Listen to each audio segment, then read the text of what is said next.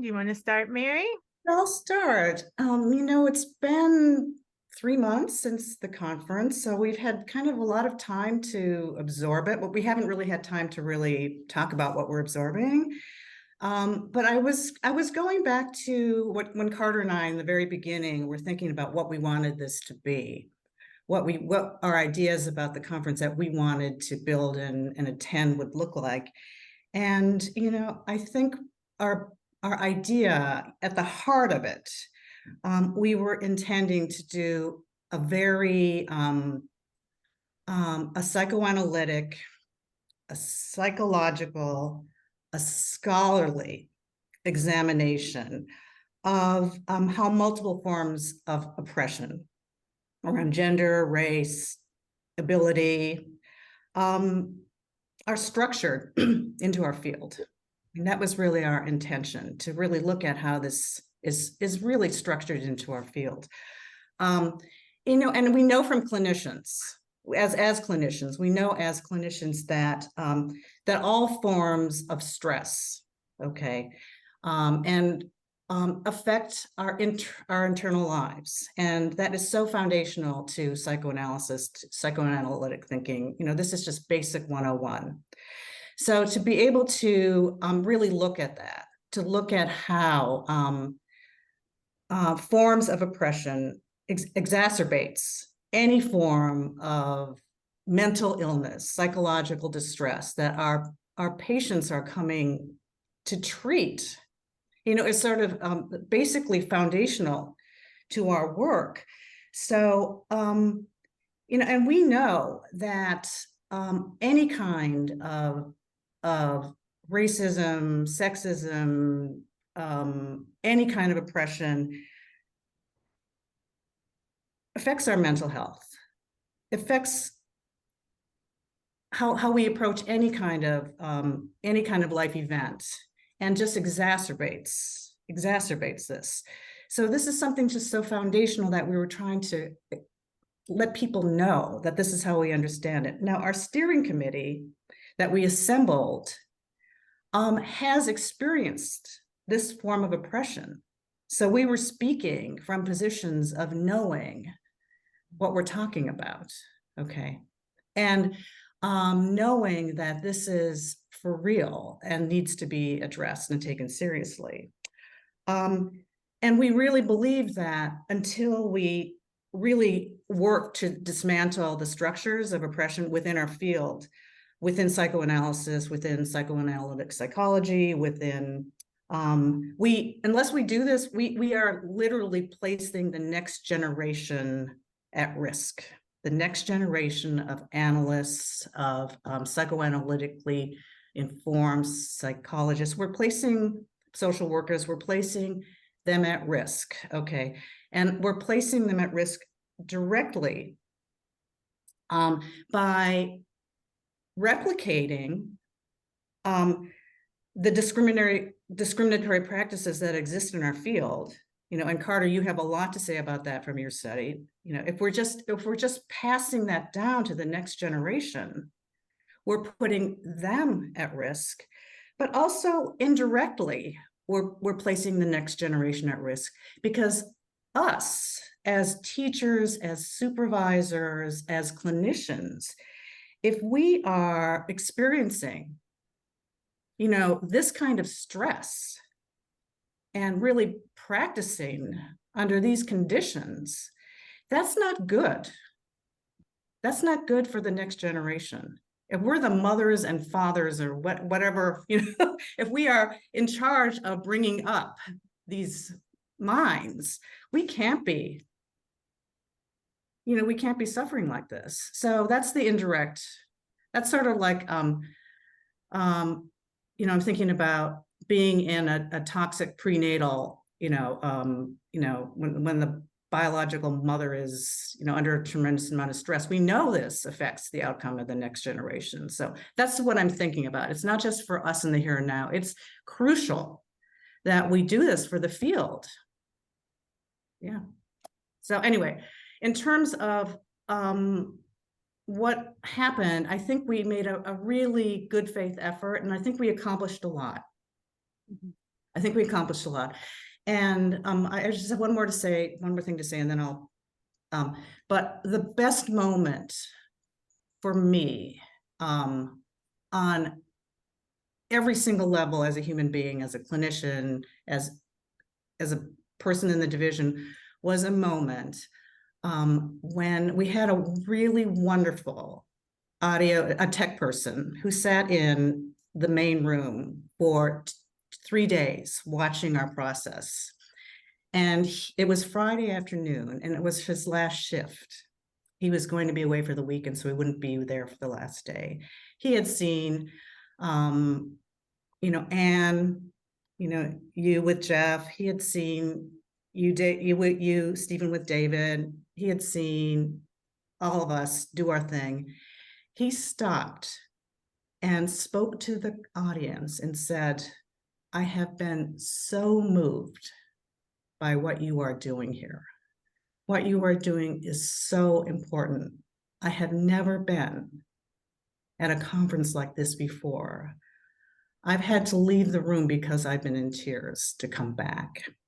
And whatever you do, please know, keep doing what you're doing. Okay. I mean,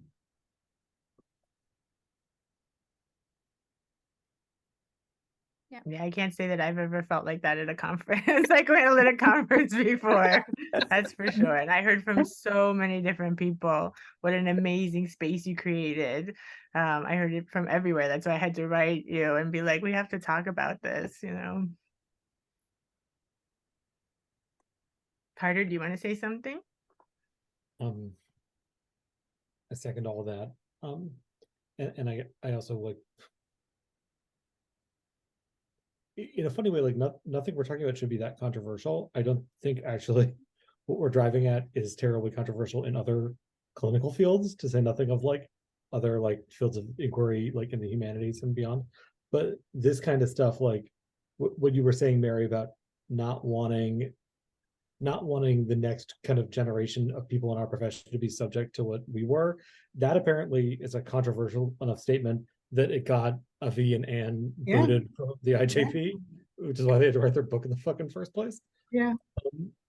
And I guess that to me is the frontier of this, right? Is like we're seeing a lot of blowback, and I think that blowback is, not internal to our field entirely, right? Like we're in the eye of a storm, and part of what I'm hoping that we can think about looking here and in general is like, how do we handle that? Because it's not something I think certainly not something I'm accustomed to. It's not something I think our field is accustomed to be subject to this kind of, outside scrutiny and pressure and propaganda and disinformation and, malice. So, and I don't think we have much of an immune response to it. So like we're doing this work, like any good psychoanalytic work, it's stirring up a lot for a lot of people. And, I think, like there's all kinds of good consequences of that we're like seeing and benefiting from. And then there's also a lot of kind of scary consequences of that. And I'm interested in like, how do we capitalize upon the good ones and how do we handle the scary ones? Right. And I'll just say as I'm speaking here, yes, as the president of the division for which you did the conference, and I couldn't be more proud, and my heart felt like it was bursting at so many times, partially because this is the first time we were all back together in person, and there's a whole different layer to that, and folks some people meeting for the first time in that conference that have created solidarity over the course of several years online at a time when our world is really asking for that, and really people are craving connections, but also people who want to create the world, the same world that they want to live in together, right? But I would be remiss if I didn't also note that not only did Mary and Carter and their team gift us this space, like the queerest, brownest, blackest, coolest space that I have been in, and people were really going around and like really talking about that and the vibrant aspects of that. That's not without pain, by the way. I think people were very acutely aware of the multiple layers of thinking and theorizing in vivo, right? Doing sort of really important psychoanalytic work in the process of that, but also creating life together.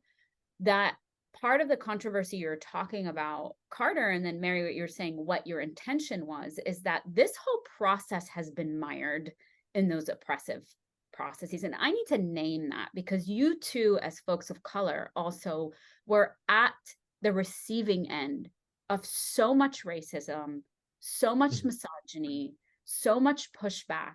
And I think that's really important for us to contend with, like the labor that folks do. And we do this because, like you were saying, Mary, we feel it's important. In fact, I feel like it's dire. Like there's nothing else I can be doing other than trying to push through and enact and sort of dismantle and reignite spaces that are hospitable to living, which includes the division. This was part of my sort of presidential speech about how to create a hospitable space for life, right? But this is what's involved in that. Like, you all did not go unscathed.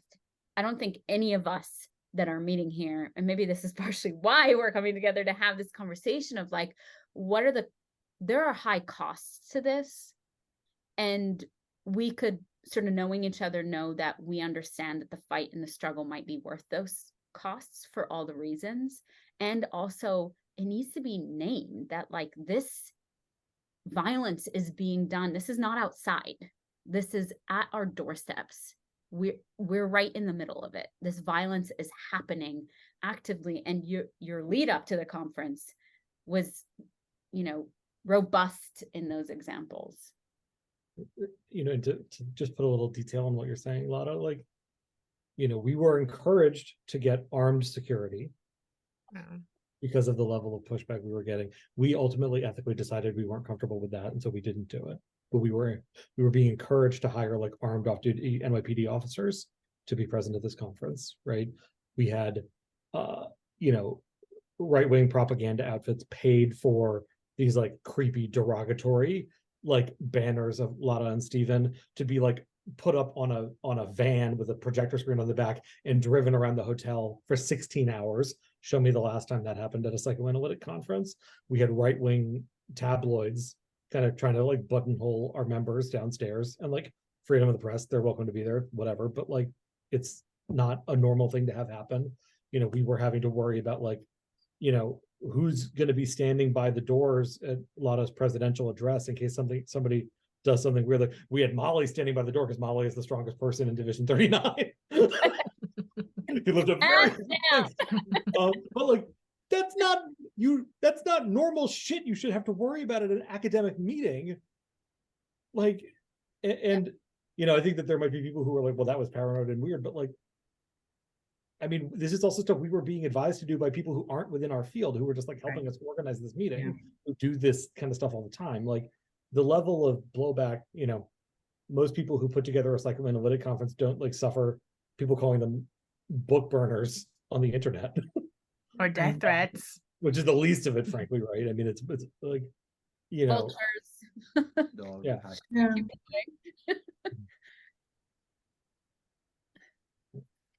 And I think,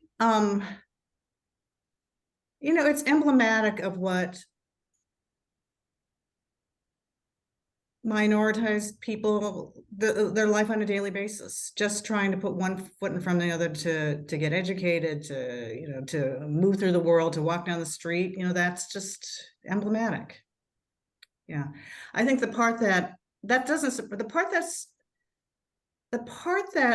still surprised me is like, I don't, and maybe you all have thoughts on this. Why is this, what we're trying to do is really be inclusive, to broaden, to bring people in, to do, to address parts of the mind that probably haven't been, kind of theorized in the past, to look at race and how it's internalized and how the subjective experience of it and what happens in the social. Why is that why are people having such cows about that? Literally. Literally. Some of me just doesn't get it.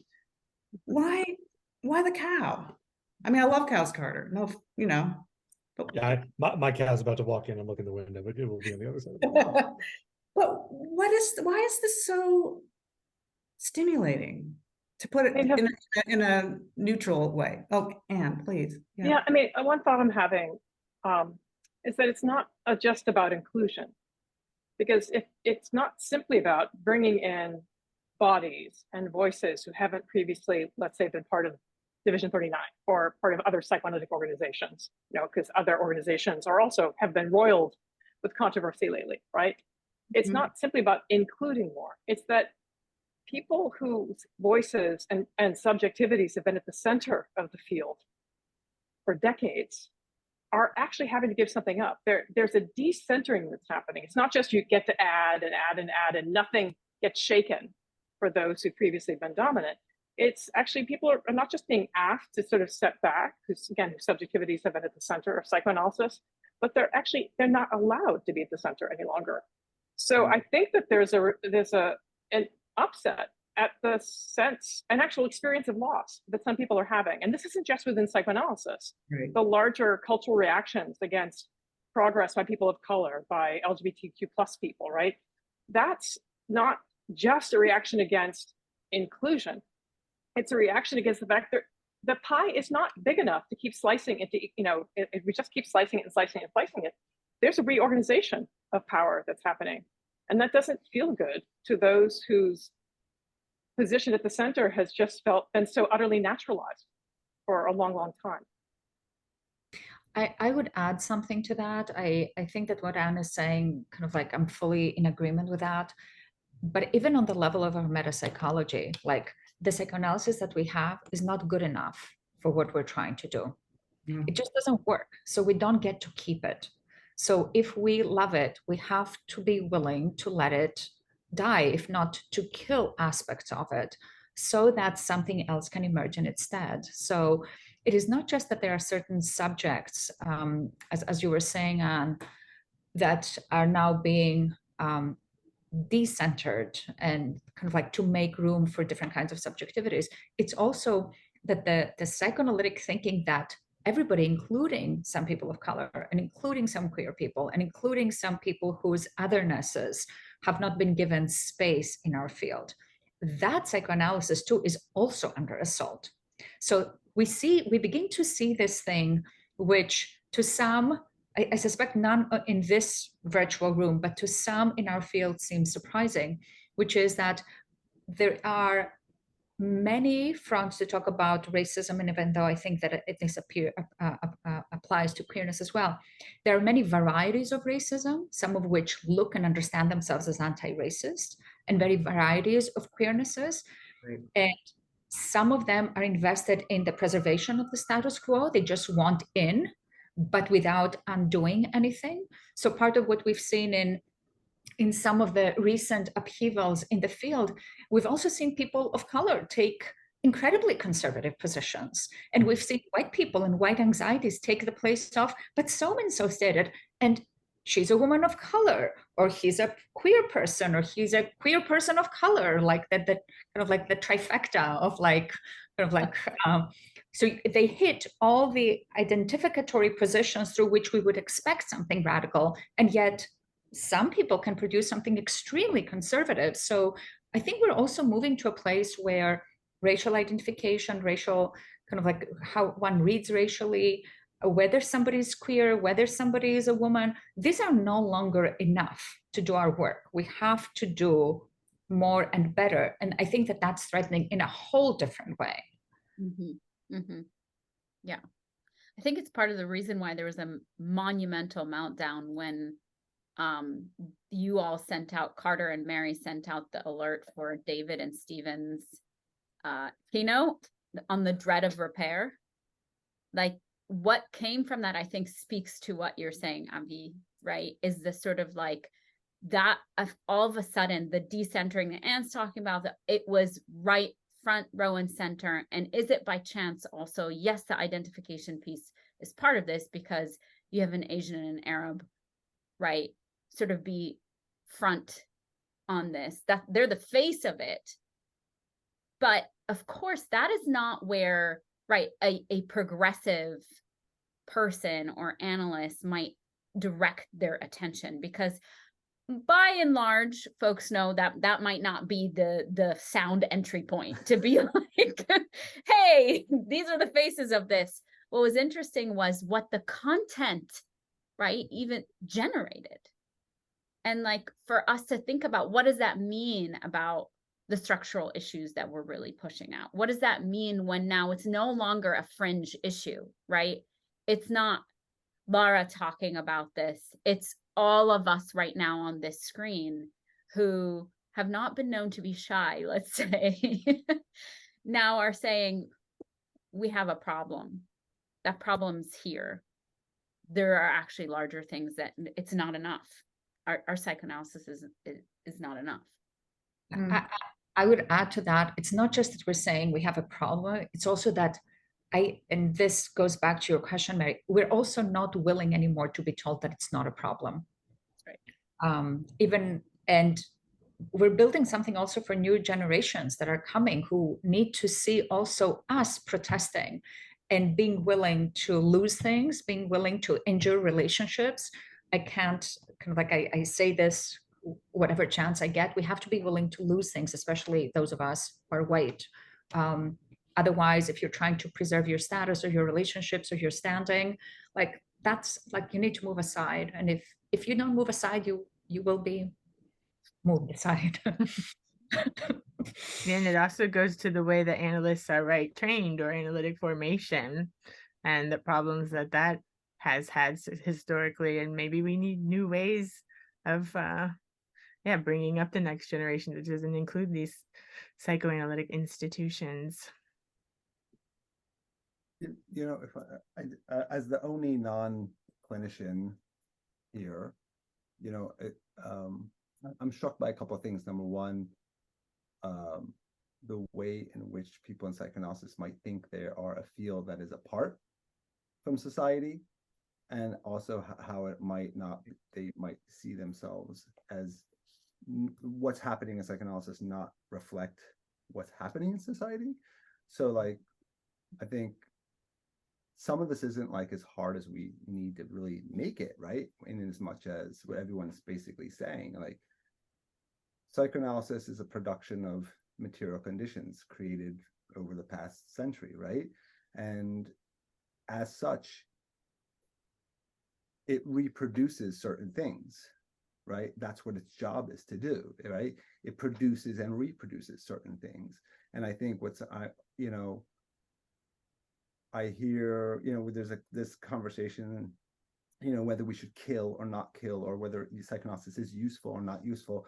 It just seems to me that there are, it's an ideological field, right? And Feluke Taylor says, if we see this as a field, it is one that is both contains the ruly and the unruly, right? And so that's dialectic that's being produced. And it has always, so psychoanalysis has always opened up doors that are threatening, but always also wants to manage that.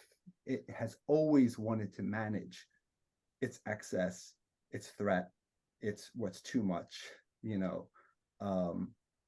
and I think that's what is happening now, is that is becoming made apparent. And where psychoanalysis can go now is to lean into the cellular necrosis, right? Rather than thinking about kill or not kill, but thinking about what is actually just rotten, because maybe it's never worked, or maybe it has worked when white supremacy went unchallenged, right? And cis heteronormativity went unchallenged. Or do we think actually about some of the ethos, some of what psychoanalysis might actually import into this world, sort of dynamic processes in which we can actually think into and think with the unruly? Can we ride the unruly rather than try to be contained by, contain it, right? I think that's an incredibly threatening thing, because of course, that is basically, we're asking folks in the end to truly destabilize, cis heteronormativity, white supremacy, American empire, settler colonialism, whatever. So maybe that's an oversimple reading. With a Marxist. I've never known you to be oversimple. Crude Marxist.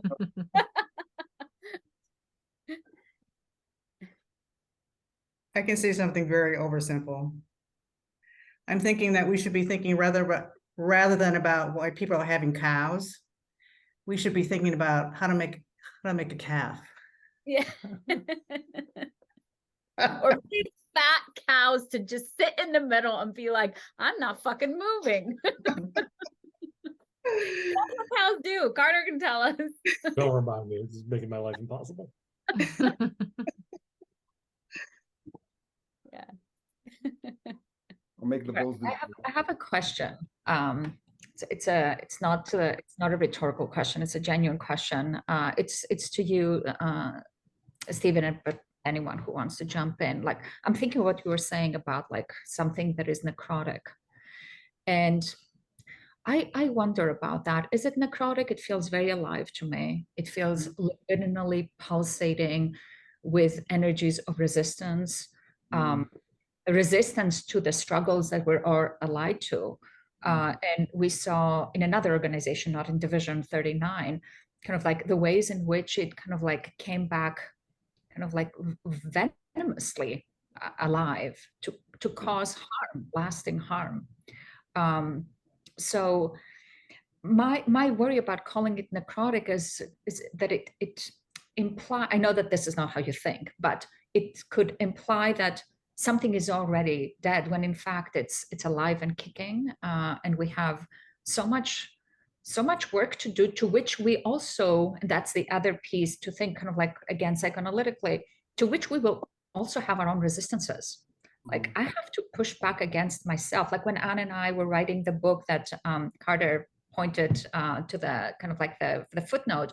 So when the IJP went back on its decision to publish our paper and said they would not publish it contingent on us editing the work in a way that they would like. There were so many times that Anne and I looked at each other and were like, how do we push through this? Or when we anticipated the kinds of pushbacks that our arguments would meet, we looked at each other and we're like, what we're doing is dangerous. Like, what are the ethics of putting these kinds of arguments in the world right now, when kind of like arguments about the complexity of trans and queer becoming at a time that so much trans and queer life is under legislative and actual lived attack.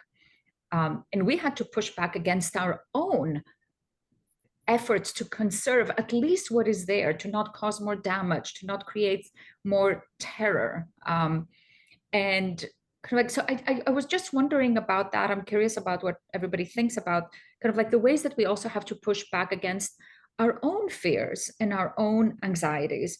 Because one of the things that I hear so much from colleagues who are struggling with this is, but what about the pushback? What about the damage that might happen to us, to others? What are we opening up? Like, how do we also take that seriously without kind of like, without backing off? And I think a lot of the ways that kind of power works too is that it makes people censor themselves, right? And this internal censorship process. And as analysts, we try to help people recognize that, or give them space to start recognizing the ways they're kind of censoring or cutting off parts of themselves. And yeah, I mean, I have to check that all the time. I feel like that's a constant process of kind of learning and unlearning socialization processes that have happened over a lifetime. That's part of what I was hearing you saying about like recognizing that this is not exclusive. Right. Yeah, and I just want to clarify, when I say sort of, cellular necrosis, what I'm really thinking about, obviously, I think, the unruly is not, right? The unruly is fecund with good libidinal energies that are pushing us in all different directions. And what I was kind of saying is, and I'm trying to avoid crude language, but I guess I will. And I also don't want to like slip back into late Freud, which I hate, you know, Thanatos and Eros nonsense, right?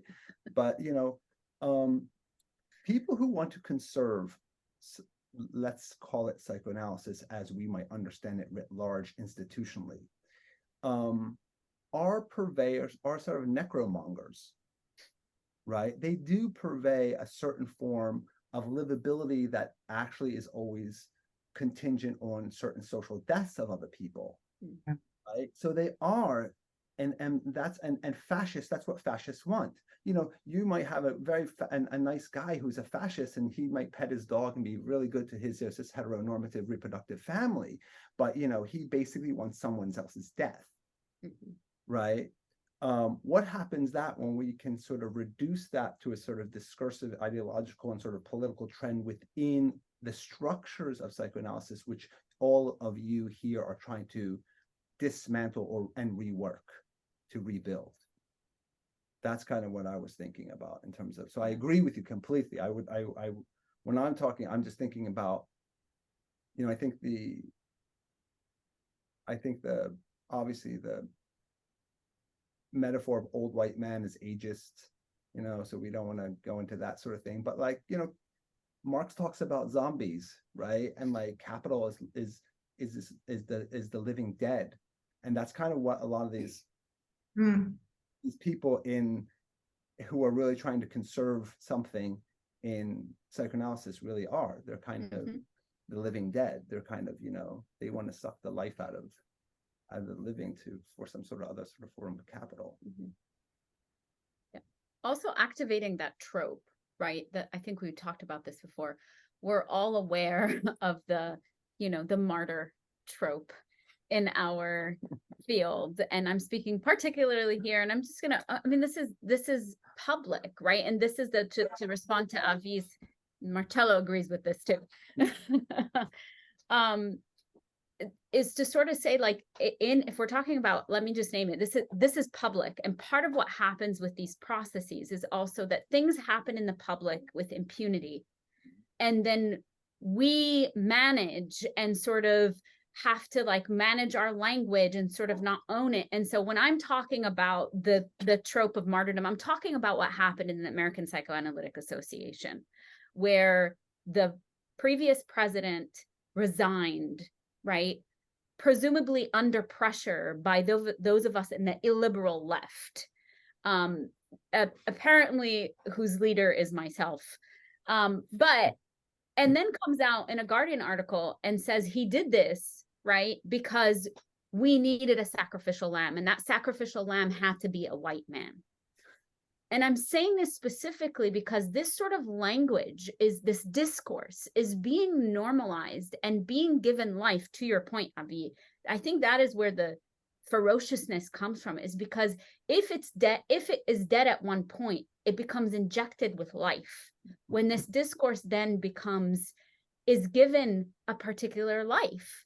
And my sense of this is like, what is that? Okay, so there's the trope of the white man. That is easy. That is low hanging fruit, right? And for those of us, we can roll our eyes and be like, are you kidding me? Like, could you be more direct with this? However, if I'm thinking psychoanalytically and I'm thinking about the affective plane on which that lands, that trope is also creating, if we're talking about like a Fanonian thing, it's the racist that creates the inferiorized. That statement also, as I read it, creates a voracious, right, mob of brown, Black, indigenous, queer folks that will not stop until we have the blood of only a white man. That has a life, right? Where once it was dead, now it's infused with life. And now we're seeing the after effects of that is people now sort of, this is becoming like a mainstream truth, right? If it's spoken, it becomes truth. It's spoken enough times, it becomes a discourse. And this is what we're, I think, up against. So in the response to like, what keeps us checking our own fear that comes with the breathing into life of that zombie or that new discourse, for me, it's what was consistently being asked of me to give up. A refusal, my refusal my standing in sort of indignation at the oppressive forces that were asking me to give up what makes me thrive, what gives me life. That refusal is what allows me to sort of check every time to sort of those political refusals are life-giving. And to understand that what people are asking me to do is give up my life, is give up those spaces, those 700 people that came and made life together at Division 39, is because we were checking constantly our fears. But the demand will always be, give that up, give that up. It's never enough. It's never enough. I've done that in my life before. It was never enough. Stay quiet for a year. Do you think that was enough? I was the aggressive silent one. And it's like, and this is where sort of going back to Audre Lorde and the anger is that when you're afraid to speak, speak anyway, right? I think that's what keeps me sort of, and with the idea that it's literally life that's pulsing through me, because this, I've said this before, it's not a side gig. This is about the life and the world that I want to live in, that I want to bequeath to the people after me, that I want to live in with you all together, right? Not as a far off thing, as a reality. And I can't do that if I'm cutting parts of myself off.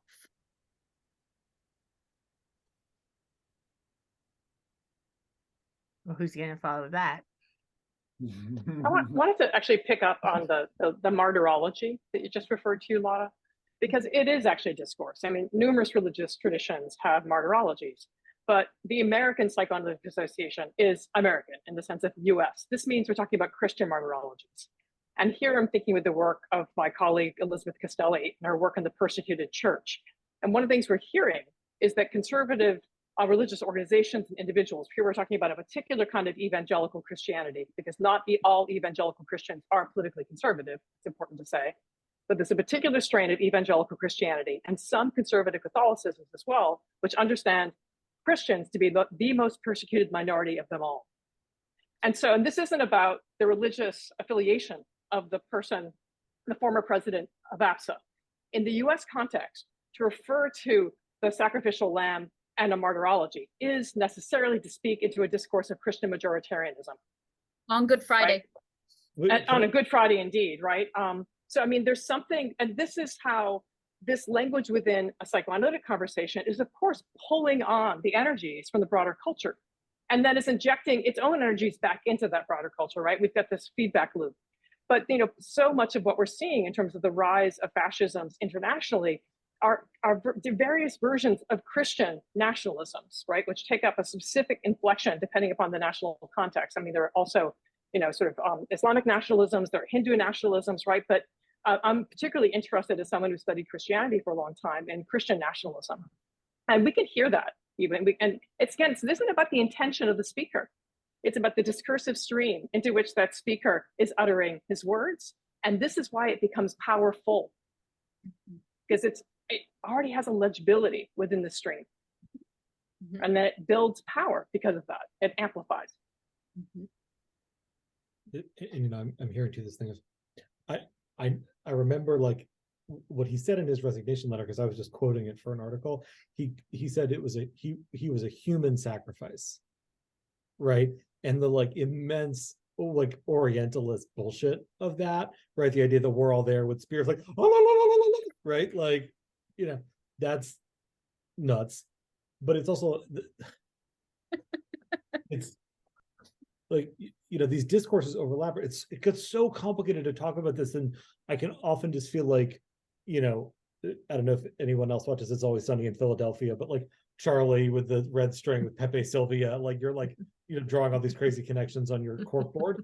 But like, one, you know, we're in the US, and so there's this Christian idiom, but I think also psychoanalysis is traditionally a Jewish profession, right? And like, I'm gonna say, because of, you know, I'm conditioned into these self-defensive maneuvers. Hi, I'm Carter. I'm also Jewish. Greetings. I think that there's this parallel process that happens within psychoanalysis where like, I think for a long time, like American Jews of European descent felt like they had this thing that was their thing, right? And like there, any challenge to it sort of comes with this tenor of like, can't you just let us have our thing? right? And I think that that's where you begin to get a parallel process around Zionist anxieties, right? This idea of this is just our one thing, right? And the problem, of course, is like the world is multiracial and multicultural, and like you don't get to say only one kind of people belong. You don't own that thing. Right. And like especially when that thing belonged to somebody else before. Yeah. Let's not forget that little piece. Here. And you know, the crazy thing I see is like, you know, the audience for this stuff that, you know, there's this thing happening right now, and Vanessa, this might be another word you need to help me sound more cogent on the recording, but like these critics in psychoanalysis who are trying to reinstate the status quo, right? Some of their audience is internal, right? But a lot of the audience actually is external, right? That they're speaking to a broader right-wing audience, right? Through this kind of like universe of right-wing media, like blogs. Like our conference was written about in the Wall Street Journal editorial page. When's the last time that happened about a psychoanalytic meeting, right? And there's an effort to caricature us and people like us as the kind of woke mob, right? That is trying to like basically destroy everything in academia and medicine and undermine Western civilization. And that all of that advances like a specific fascist agenda, right? Like it's not a coincidence that the three things that we get totally jammed up about in psychoanalysis are: one, critiques of whiteness, of the kind that, you know, Molly's work entails, of the kind that like got, you know, Don Moss and Derek Hook, like, you know, plastered all over right-wing media. Two, it's Palestine, right? And imputations of anti-Semitism, right? These issues that come up around Lara and other people, but most, you know, like where that's kind of like two. And then three is this piece about, you know, trans identity and trans affirming care, which is where people like Avgi and that, like all of these things are major propaganda points for, you know, right-wing fascist disinformation agitation in the US, right? And I think that what we see happening is our kind of internal, like internecine bullshit that's happening in psychoanalysis is very convenient for fascists in various ways, right? And so kind of more right-wing people within psychoanalysis can capitalize on that to like entrench their position within the profession. But then there's also this way in which like we're getting co-opted into this larger like campaign of disinformation and propaganda that is like terrifying to me, frankly. And it seems like something that is not enough on the radar of our profession that this is happening. Mm-hmm. Can I ask a question to all of you as a non-clinician? Because I agree with you completely, Carter. I mean, I'm shocked that, you know, the sort of third-rate sort of Jordan Peterson pseudo clinicians who are like disbarred in their countries, you know, and or wherever they practice, or these sort of losers who are like have no status in the field, or they're washed up, these sort of deadbeat washed up people who are just caping for Israel, kind of are given a platform within psychoanalysis, and really, as you said, sort of like mainstreaming sort of fascist discourses. But maybe you could also help me think through how psychoanalysis actually is seen as a liberal discourse, right? It's also one that's always sort of prided itself on properly knowing how to, again, manage the unruly, right? By bringing people in, et cetera, et cetera. So, you know, I think I agree with you 100%, but I think it's really scary is how so much of the liberal tradition and liberals themselves, people who pride themselves on being progressive, are really sit so comfortably with these fascist discourses that are being mainstreamed. So you can help me, because this is something I think I'm struggling through right now. I mean, Actually, I Carter, did you want to say something? Oh, I'd rather hear you talk. Go ahead. There's the like. See, this is why I'm not a proper analyst. I always will lose in the contest of who's going to be silent. But like, one, it's totally standard for right-wing propagandists to call themselves liberals in the US, right? That's part of how they pretend that they're not fascist propagandists, is they call themselves liberals and secular humanists. Now, like, they're bullshitting, right? But that's the language they use to legitimate themselves to a wider audience, right? They tend to do this move where they say, I am a liberal, or I was a liberal until ... right? And you see a lot of the propagandists who are like standing right outside of psychoanalysis, lobbing shit in at us. That's the move that they do. But I also think that, like, psychoanalysts think of themselves as liberal, and perhaps they are, but like our profession has been authoritarian from the get, right? And like, to become a part of this subculture, you have to buy in to an authoritarian kind of intellectual, institutional, and cultural environment, right? That is organized around basically the dictates of charismatic personalities, where standards of evidence in our field are degraded to the point of being almost non-existent. Avgi, I think that this connects to something you were saying earlier, that like, you're just not allowed to say that some of our theory is wrong. Like, the idea that like that's like not a permissible statement in a lot of psychoanalytic contexts, right? That every single kind of like evolution of our theory is treated like an off-ramp you're allowed to take. Like, when you're in analytic training and you learn about Freud, like, you're just authorized to be like an unreconstructed 1901 Freudian, right? And that's like a thing you're allowed to be and charge money for, right? Ditto ego psychology, object relations, self-psychology. Every single one of these things isn't just like an intellectual movement that has its utility that then gets moved on from. It's like a destination you're allowed to arrive at and like hang your shingle at and make money from. And so in that environment, you're kind of not allowed to criticize anybody who's doing this like retrograde bullshit, because the whole profession like has arrived at this kind of pact that we call theoretical pluralism, where we say, well, we're really not going to fight about our differences, right? Leaving aside it's fully 100% academics' jobs to fight about literally all we're supposed to do is fight about our differences, because we're trying to figure out what's actually true. And so I think that that's a lot of this, right? That this profession like has essentially abandoned any effort to establish what isn't true or legit, because we have a kind of guild interest in everybody continuing to like be here and make money. And that kind of capitalist imperative for everybody to be allowed to have their small businesses that they want to have has like totally superseded any effort to like grow or figure out what's true, or like develop any kind of immunity to like fascist disinformation.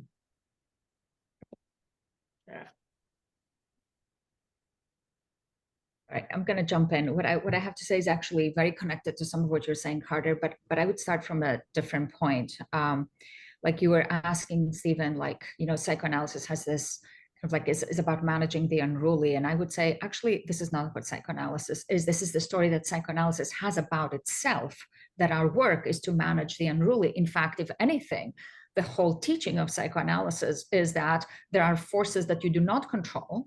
Like in ego psychology, the idea is, and then you sit on top of them and you like put them down and you make sure that none of them come up, because if not, you have not adapted well, which produces a certain kind of subject, which is white and heteroprocreative and so on and so forth. But what I would say is that kind of like part of how that works is with this fetishization of dialogue that we have, right?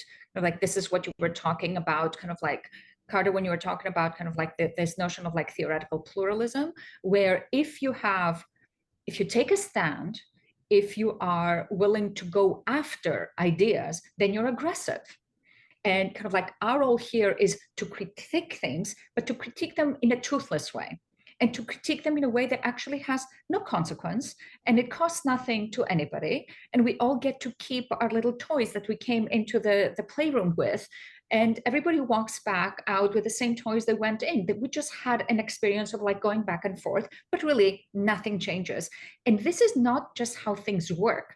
This is how psychoanalysis has tools to ensure that things are kept this way. And the tools that psychoanalysis has to ensure that are ideas like, and many of you have spoken up around this, around the third, around repair. Kudos to the panel on Division 39, around kind of like missing the contributions of American exceptionalism and American kind of like Christian nationalism, which Anne was talking about at the conference, on how these are actually very tightly bound together with repair, with the fantasy that there's a way to be in relation and disagree without somebody's feelings getting hurt, like our narcissism getting hurt. Like, how else are we going to debate?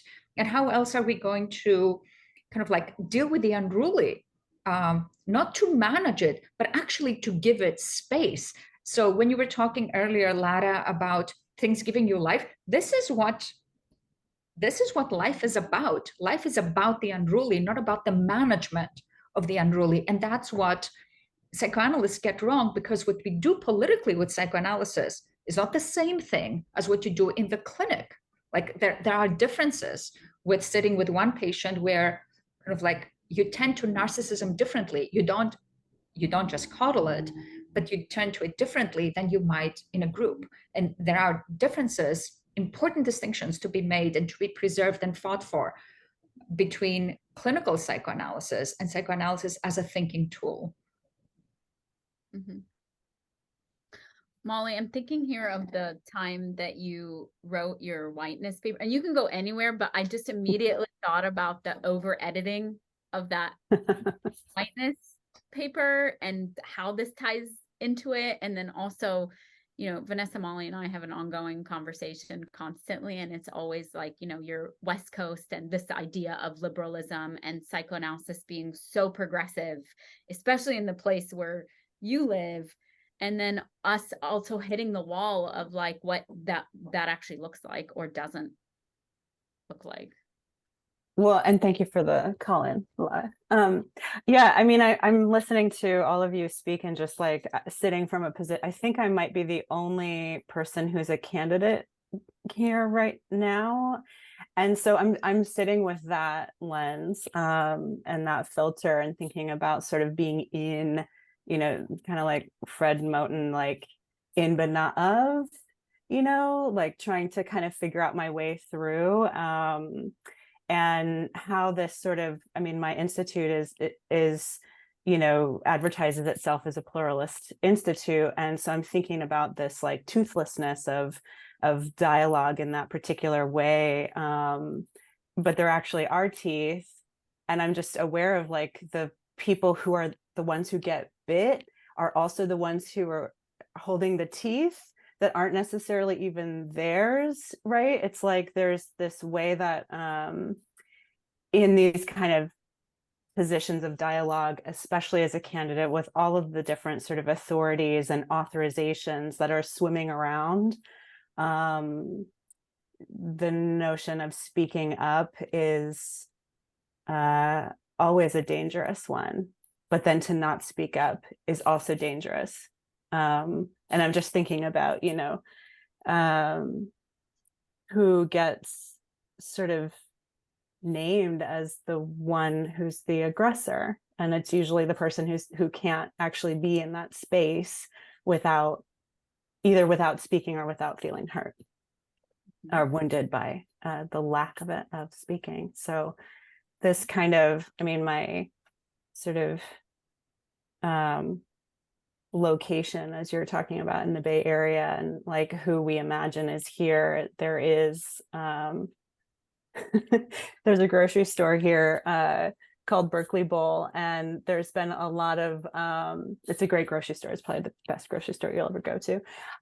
You should like come here just to go to that grocery store. But there's something, one of the locations has this tiny little parking lot, and it's kind of notorious for like people in Priuses, like, you know, arguing and screaming at one another for like the parking spot.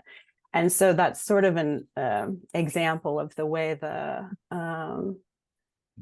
sense is here about like how to be progressive is actually quite aggressive, you know, and in ways that are really disavowed. So I just see that a lot in the training space and the institutional spaces all over the place here.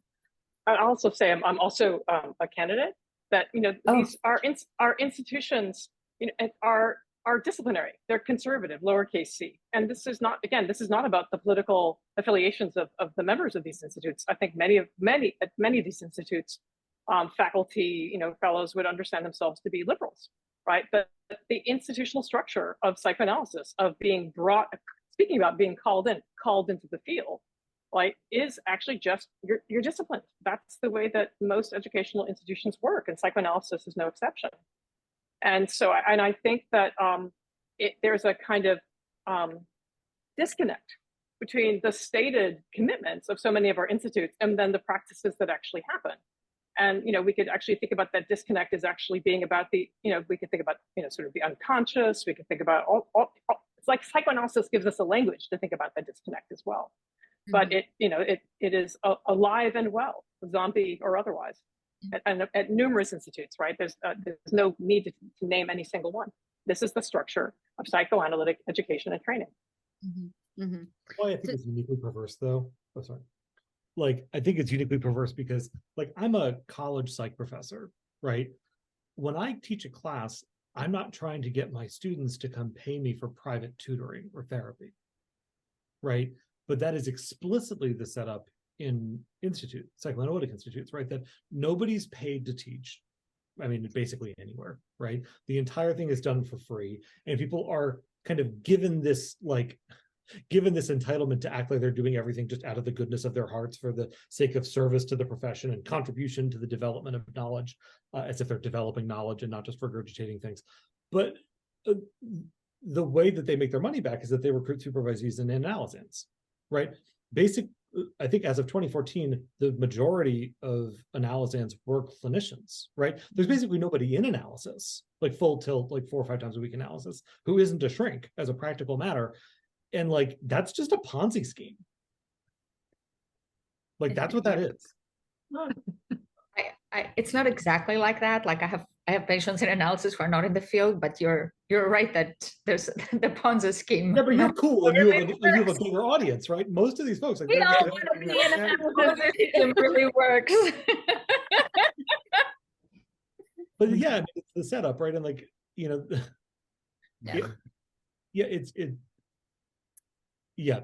think it really has a degrading effect on our culture in various ways, that this is how we've set it up. I mean, I was being playful, but I do think that it's important to kind of like to not, at least it's not true in my practice, and it's not true in the practice of many colleagues. It's not just us seeking treatment of each other because of the requirements, because of our needs. And I know that you were being playful, but I feel like, I just feel that it's important to say.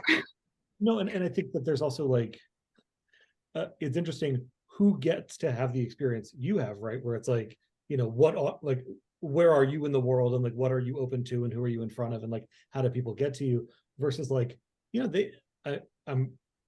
if you can't find an analyst, I believe that APSA's policy is that your institute will assign you one. Am I mistaken? You have to go to an analyst in your institute. And if you already have been in analysis, like I was in analysis for 4 years before I started training, but that doesn't count. You have to go to an analyst at their institute. And my analyst was one of the people that interviewed me for the program, and then he requested to be my analyst. And this is all kinds of fucked up. I'm sorry. It's totally fucked up. Yeah. I think this conversation we're having, like these particulars, they sound salacious to people on the outside, and they should, because there's so much fucked upness in them that is just like, oh, that's just a fixture, that's just like the way it is. And of course then there are claims of expertise and claims of sort of controlling the product and whatever else, right? And purifying it. We are aware of those conversations, and also the starting point of this was to be like, this is a liberal discourse. So this and that, like these examples that are so easy for us to sort of draw into, and back to your question of like, why is this fascist discourse so easily found in this supposedly liberal space, is for us to think about also the type of liberalism, right? What is the sort of disciplinary process of that liberalism? Like Anne was saying, is there is a disciplinary process to it, but let's face it, that is what liberalism, particularly in the context of the United States, is, right? It is this space of social reproduction within particular parameters that has to do with status and class and a particular type of subjective representation, whether that's around queerness or transness or race or any one of these things, that is intimately intertwined with power. It's not, I don't think it's by chance, and this is why there's an entire chapter of ours in our book dedicated to dialogue initiatives, right? Because those dialogue initiatives have the feel-good nature that liberals want to feel about. We are talking about this, and just by the speech act, there's something happening here. But if we dial back and sort of follow even just our 5-minute conversation, is to be like, actually, this entire system is already rigged from the get-go. And part of what liberalism does is put a nice veneer to it, a nice sheen on it, where we can for momentarily think this is actually a dialogue that has an open-ended nature to it rather than a foreclosed system. And this is where Zionism comes in here, right? Or when we're having conversations around transness, particularly trans kids, right? This idea of weight, as Anne and Avgi teach us and sort of bring us into, is like, that is sold as a good faith waiting, as though we don't already know that there's a built-in endpoint there that liberalism also has space for, right? It's not like fascists are coming in and like having to really argue their way into this. Palestine issues and trans issues are the place where fascist discourse also joins liberals so fast. We see this on our lister, the quickness with which people who are card-carrying liberals and say, I'm progressive on all things except. The second there's an except, I'm sorry, like where's the liberalism here?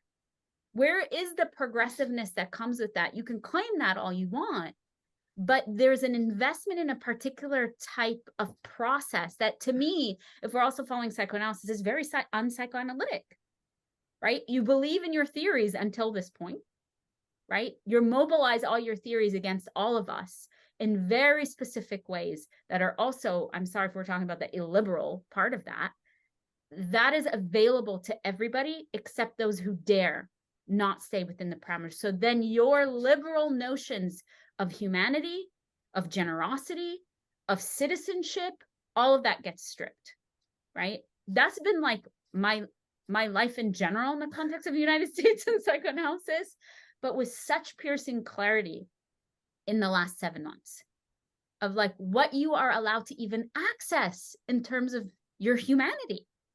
That is all closed down. And it's not just fascists that are doing that. It's by and large liberals, right? Who have no problem. Those contradictions exist in liberalism. And liberals are more dangerous in that respect, because at least with card-carrying fascists, like with the person who says on the Division 39 list, no, on the ABSA listserv, I stand with my TERF sisters. There's nothing to interpret there. That's clear, right? Like there's no ambivalence, there's no confusion.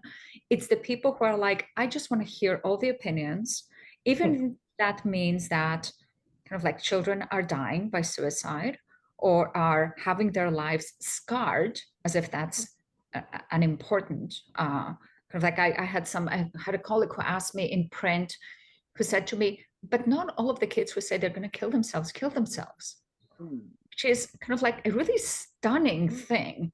And he started debating with me rates of child and adolescent suicide, as if suicidality that is not completed, he said to me, these are not completed suicides. I mean, kind of like, but to your point, Lara, kind of like the fact that an argument like this can even appear in print. Yes. With impunity, as you were saying, this is not a slip that gets out from under you and then you catch it and you correct it. This is something that has survived peer review, that has survived editorial kind of like oversight, that has survived various levels of being looked at, and still makes it into print.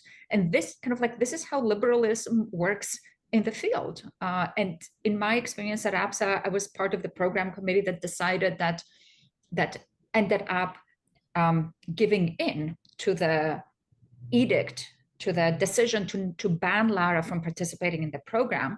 Like the problem in that committee was not fascism, it was liberalism. And everybody who saw that Lara is doing important work but wanted to wait. Maybe Lara could be invited like some time from now. When?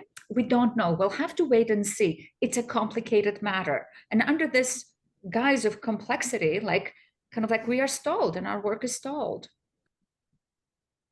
Mm-hmm. I feel like this is the blackmail that you all talk about in your book, right? By the way, Gender Without Identity, go buy it. The best book, and Carter's doing the but really we're not earning a penny from it. I want to be clear. This is a small not-for-profit press. All of us should be showing it. Yes, all of it. But I think this is part of what you all, I think what really draws me in is that you're sort of articulating a very particular type of psychic process that is seductive, right? Because what's the other option? But what you bring us to also is like the violence in that option too, because there's a blackmail that's happening, right?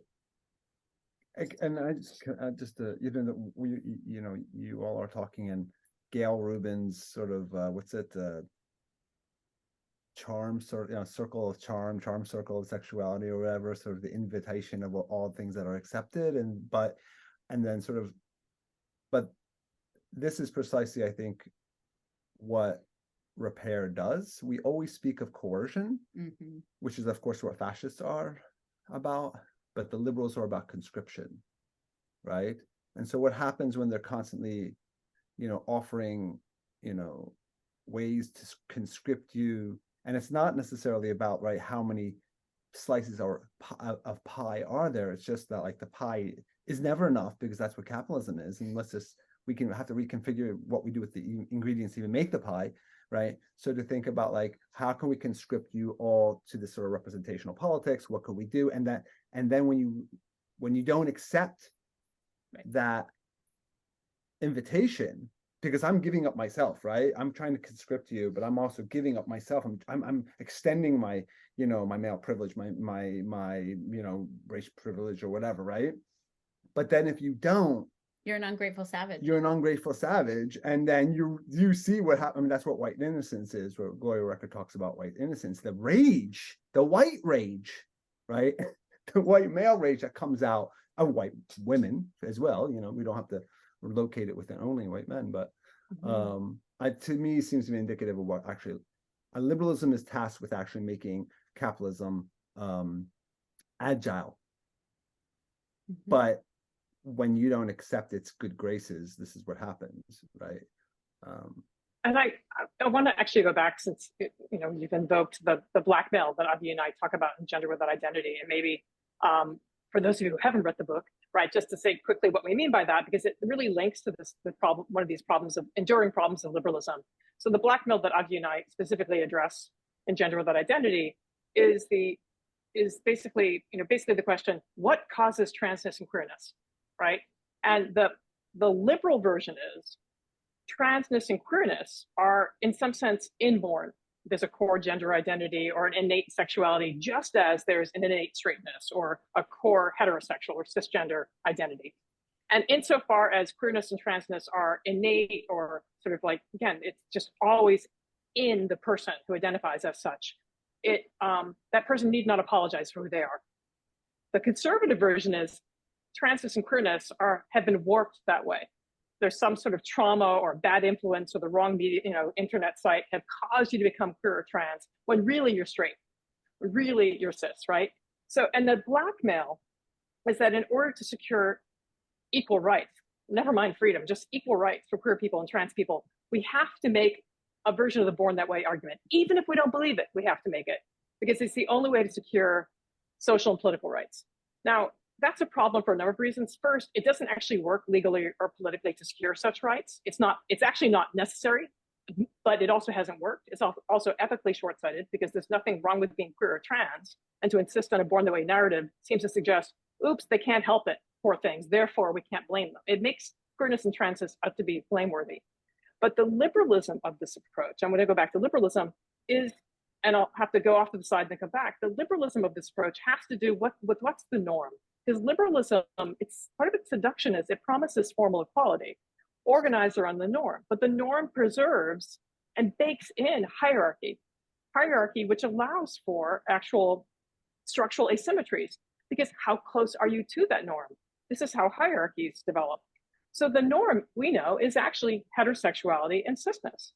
So born that way is only necessary as an argument because queer people and trans people really were not the norm. So we need some other argument to justify our existence, right? So liberalism pulls for a born that way argument. And in some sense, it's a break from liberalism to say, actually, the reason not to discriminate against queer and trans people is because there's nothing wrong with being queer or being trans, and there's no wrong way to become queer or become trans, right? This is not about some norm that anyone should be measured by, right? That's breaking a certain covenant of liberalism, I think. I like that, breaking a covenant of liberalism. Copyright that. Covenant of liberalism. I love that. From the anti-Catholic. I mean, I'm just making so much money here today. It's amazing. Hashtag right there, hashtag. Yeah, I got a nickel at least. But it does get back, you know, and it'll be like again, we're like giving big ups to all these books, but like this is one of the first psychoanalytic books I've read in a long time that made me see myself differently. You know, and I've also, you know, heard that from a number of other people who read this, but like it's like sort of, it's one of these things where it's like wild that this was even necessary, because if you follow like pretty uncontroversial and evidentiarily well supported psychoanalytic theories to their conclusion, it's just this, right? Like if you follow like, you know, British object relations theory and attachment theory, like, which are definitely the most empirically well supported, I would argue, branch of analytic thought, like they just say we're made of our identifications to a great extent, right? That there's not a lot of originary stuff in here. Like we're a baby and then we have experiences and we internalize those experiences and then, you know, play with them and, you know, remix them in various ways. And that's what makes us. So like it's very revealing that psychoanalysts are so averse to this idea that this is something that is like anything but that is at least in some large measure external, right? And it just strikes me as like one of these many instances in which, you know, psychoanalysts are doctrinaire until their theory cuts against basically their social interests, whether that's in making money or in seeing themselves in a certain way, and then they abandon principle entirely, like psychoanalytic principle, and then find a way to retroactively rationalize what totally doesn't make any fucking sense from a psychoanalytic perspective in psychoanalytic terms, and then make this hostile demand that you play along with that. It's batshit. Or you're the aggressor, damn you. Fucking aggressor. Coming here and cursing. I know. Back. Like, I'm disappointed in us. We've only said like fuck like 5 times. I'm shocked. But there's something really striking about the way that you're putting this, Carter, because it reminds me of kind of like the work that Lara and Stephen have done around psychoanalytic innocence. That, you know, part of what kind of like is striking about that idea is that its brilliance is that you've been able to see something and call it out that's been hiding in plain sight. And once you see it, you can't unsee it. Once you see it, you can't unsee it. Much like, you know, once you realize that actually gender is something that we all acquire, that you're not born into even your cisness, then kind of like it fucks up everything, as it's supposed to. You know, this is what good thinking is supposed to do. So, you know, the moment that Lara and Stephen are saying, look, like, you know, all of this kind of like presumption of innocence while so much violence is hiding in it, like once it's being called out, there's no going back. And I think that's what is unforgiven and kind of like is seen as unforgivable. Because once you say it, you know, many thinking people are going to be like, oh, whoa, wait a minute, this makes sense. Now, all of a sudden, you're losing your contingent. You're losing your kind of like your constituency, kind of like, and I think that that's another aspect of thinking about psychoanalytic politics and institutional psychoanalysis that we have not necessarily talked about, which, even though I think it's strewn throughout our conversation, which is that kind of like, this is also very much a question of like, which ideas gain traction and which ideas do not, and what it means for some ideas to kind of like come up against others and gain more popularity in ways that frightens structures of power. You know, and I'm actually, I think that, oh, sorry, go ahead, Anne. no, Mary, please. I'd rather No, Mary, hear from please you. go ahead. No. No, please, Mary, I'd love to hear this. You know, I was thinking about the conference because there's this trope in psychoanalysis that you can't find people of color, you know, to teach. You can't hire people of color to teach these classes. You can't, you know, and so we have this conference and we welcome and we actually invite and we actually have conversations and we actually make an effort to actually see people who have been invisible in plain sight. And there it is. And there it is. 700 people, early career, BIPOC, queer. It can be done. But More than 200 new people, by the way. New people, it can be done. And that's where the energy is. Because I think where I get caught is what and I'm really struck by, Avgi, what you're saying about just fighting against yourself. I get into this thing of impossibility and foreclosure so quickly. And that's where the edge is all the time. And Carter and I, you know, kind of worked with each other around that edge. And I think I learned a lot from Carter about our partnership, about how we do this, because there were times where I'm like, nah, you know, they're just assholes, they're asshats, you know, who cares what they say, you know, suck it up, let's keep going. That's not okay. That's not okay to, when somebody's under attack, you know, not to stand up and speak to that and do something with it. So where am I going with this? So I think it is about, you know, keep pushing that edge. And really doing it's harder to imagine something new.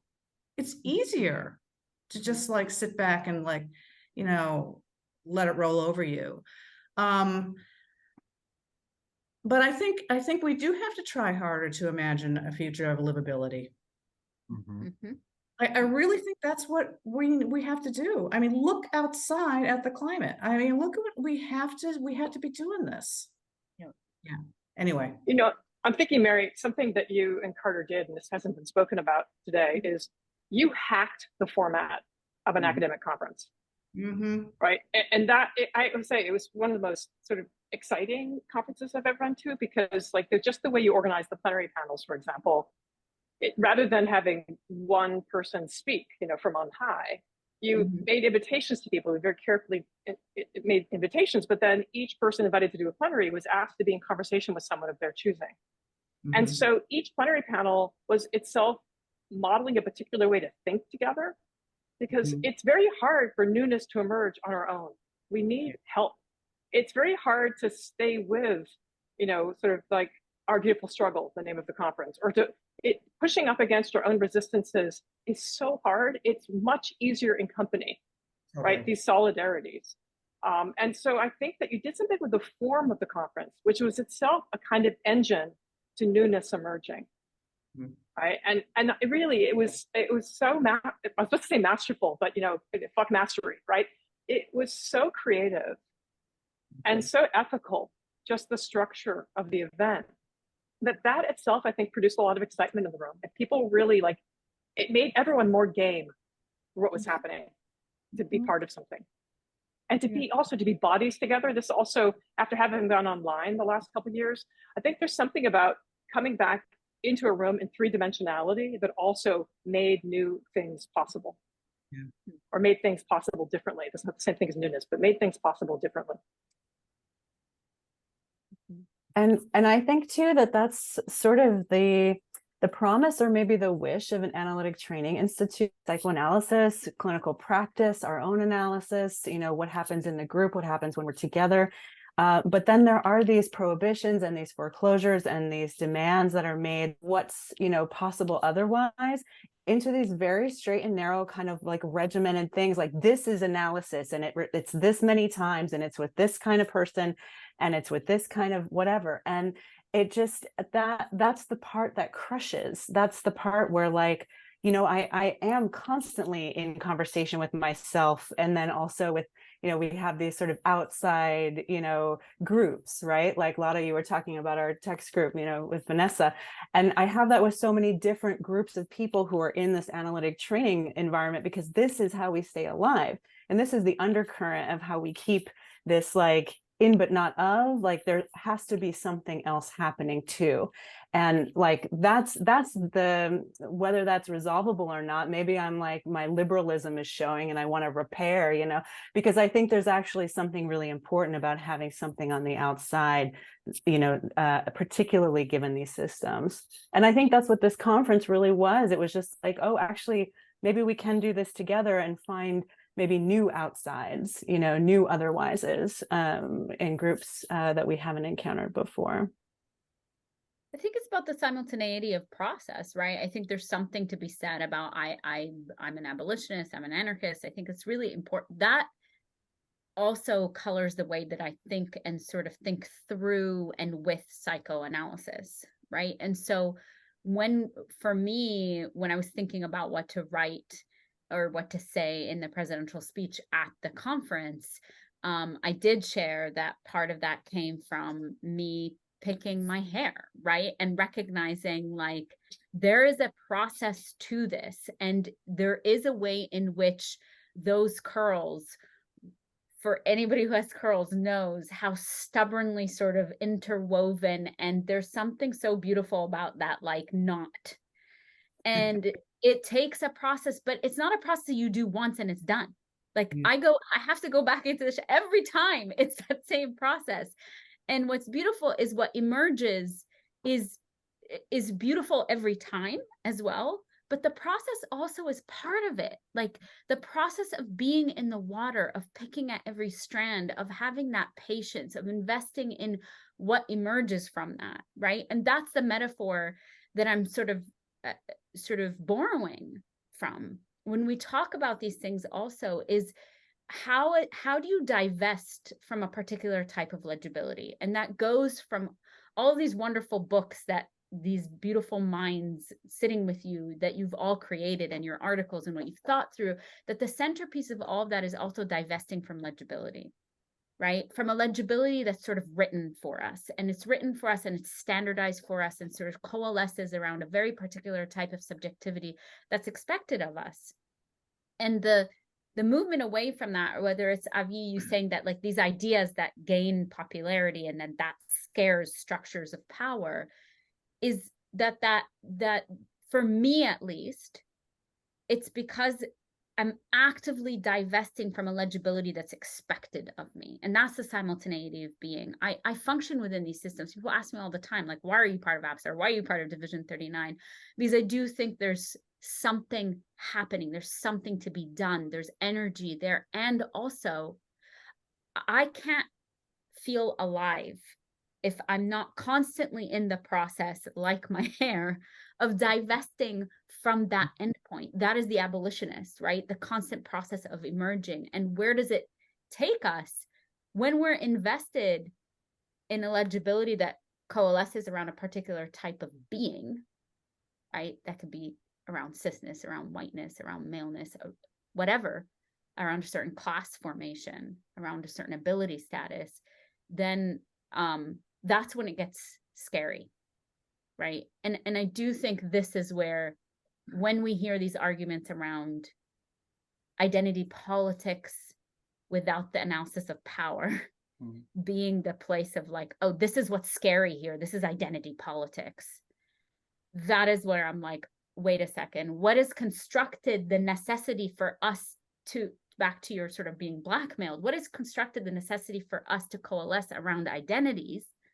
And how do we even access this without discussing the conditions that created that to begin with, right? And that's where my divestment, this constant divestment, comes from. I think this is where the gotcha thing starts too, with particularly white people in our field, that Avgi you were referring to earlier, around, like, you know, for a long time, there were just, like, no people of color around. And so the way that we were able to, like, try to desegregate and make things more accessible was to say, we need more people of color here. We need to like listen to the voices of these folks. And then that happened more. And the people who got the most control as people of color in our field are quite conservative dispositionally and like have very little in common with me politically or intellectually, for example.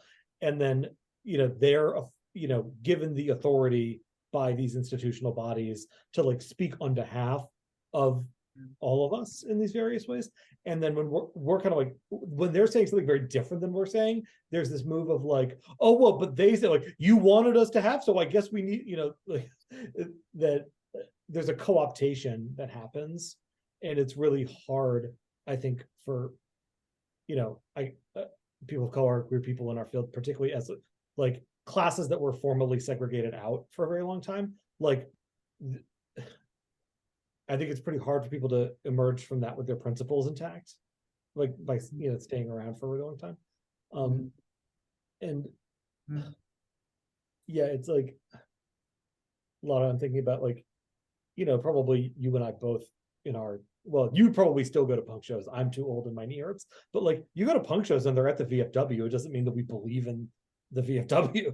It's like, this is a venue that like will have us. And then we build something else and we'll leave. Right. But this thing of like, this demand for fealty to the institution, and like how I think so many psychoanalysts are so accustomed to like these authoritarian environments and cults of personality that they can't imagine that we're not like that. Lara, I think this is where it comes in. Like, there's this assumption that you're like, out here like the ringleader of something, and like,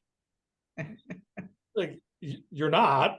Like, we're all dogs. That would be fun too, but that's not what's happening. That like, and then there's this paranoia. My brain exploded. It's so frustrating. I just want to jump in on and circle back to a few of what you all were saying, in particular, Mary Kim's advocacy of edging,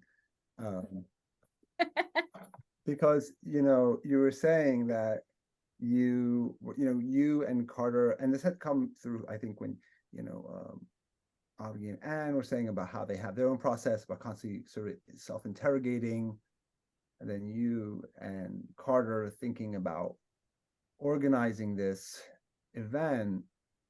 And, I think there's an assumption like, just because folks are POCs, somehow they're liminal, rather than to the contrary, we're saturated with hegemonic discourses, and you're trying to push this edge, right? You're edging, right? This whole time. And this sort of, people think that we're authoritarian, when precisely this is an anti-authoritarian methodology, and what you're trying to do is think at these edges and push the edging and see what comes out of those energies of constantly pushing towards, even though edging is coming is antithetical to edging.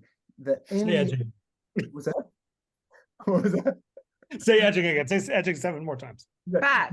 The end point of this conference was really, really a great petit mot, right? It was a really great sort of thing that came out of it, right? So this sort of like thinking beyond and thinking on the edge and pushing yourself and being self-critical is like precisely opposite of this fucking ridiculous authoritarian critique. It's actually very much authoritarian process. May I add to that? The other thing that's so radically not authoritative or authoritarian is that this conference was energized by love and care. And anytime Carter and I needed something, I mean, Avgi, you were just so there. Okay. And it was loving. And Lara leads with love. I mean, that's why she's here. And that's why she's so troubling in a certain way. That's why she's so troubling, I think, because there is your legibility is that you're working from value. Your values, you're working from your truth. And I think that's like pretty radical. Beautifully put. And I'm mindful of the time. I think some of you might have to leave in a minute. Is there anything anyone wanted to say before we wrap up, or did you want to end with that statement? We can end with that. There's something I would love to say about Carter. Go for it. Like talking about love, and also talking another word that I think is in our conversation but hasn't come up, the labor, the psychic labor and the psychic depletion that engaging in this projects has required. Carter, you gave this talk, this introduction, kind of like this really kind of like powerful response to some of the racism in on the Division 39 listserv. And you started listing all the ways in which our activism is being targeted and the exhaustion of that and the labor of that. And I am not somebody who cries easily. It was just also on the heels of the drama with APSA, but I found myself tearing up in a way that made my muscles relax in a way that I had not realized. I had even been holding them together, just like I did when you sent us your email last week. And I wanted to say that that's a different form of care that is part of the emotional glue that keeps this together, because this is not just about ideas and solidarities. It's also about a certain kind of emotional labor, which I was very grateful to the conference for, not just for the format and the ideas and the inclusivity, but also for the affect that kept it together. So much love to you.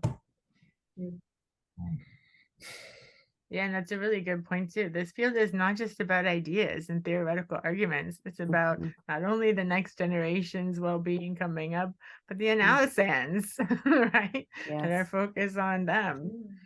That's pretty important to centralize, because that seems to be lost a lot in sort of arguments at times. I love you all. Love you. Love you. Thank you all for being here. Alive. Thank you, Vanessa. Yeah, Thank you for awesome. hosting and organizing. Talk about making a space, Vanessa. We so appreciate it. Thank And you. we'll have to do it again to party. It's fun to be unruly together. So thank you. I like to keep an unruly space here. Safe travels, right, everybody. everyone. Thank you so much. It was beautiful to see you all. So much love. Bye-bye.